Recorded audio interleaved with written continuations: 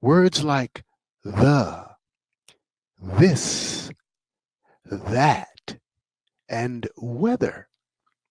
Sometimes we don't say those words correctly. We might say it this way: this, that, whether. This is not the correct way to say these words. The correct way is to have our tongue right between our teeth like this. The, that,